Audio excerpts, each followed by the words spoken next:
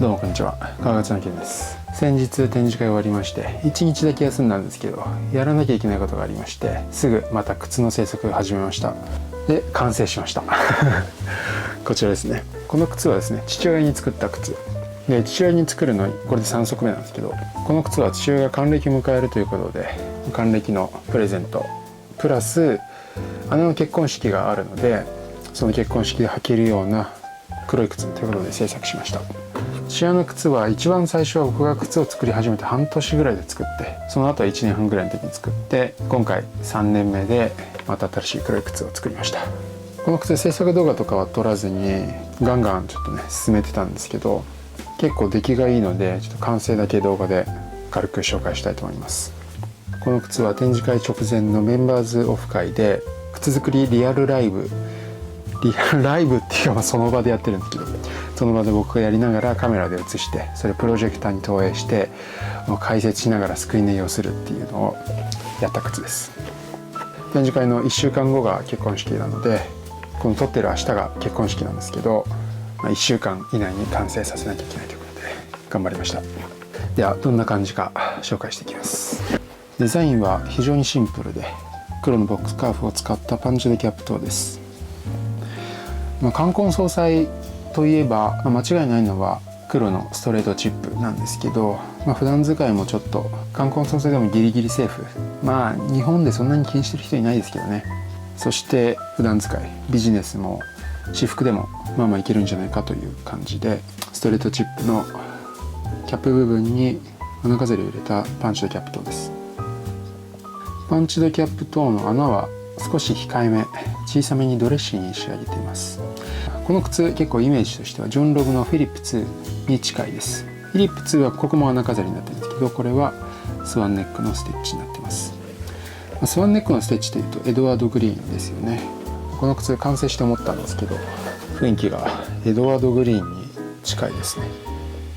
それを意識して作ったわけではないんですけど、今回はイギリスっぽいクラシックな靴を目標に作ってたんですけど、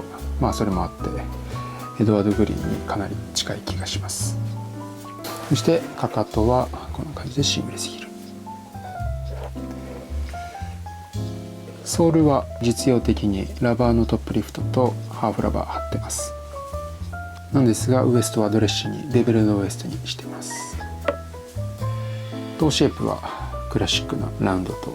ー。主張はないんですけど、すごく綺麗な穏やかなトーシェイプです。この靴出来がいいというのは何かというと、全体的なフォルムですかね。結構木型が、これビスポークなんで父親の足に合わせて作ってるんですけど、木型が結構よくできたなと。っていうのと、なんでしょうね、パターンはほとんどフィッティングシューズのパターンと同じなんですよ。微妙に調整してるんですけど、なんかね出来が良くてですね。革は国産のボックスカーフですね。父親の足は幅広で、甲は普通かちょいボリュームあるかなぐらいで、ここの肉付き結構あって、木型でいうとそんなに綺麗というわけでもないんですけど、かっこいいシュッとした木型っていうわけじゃないんですけど、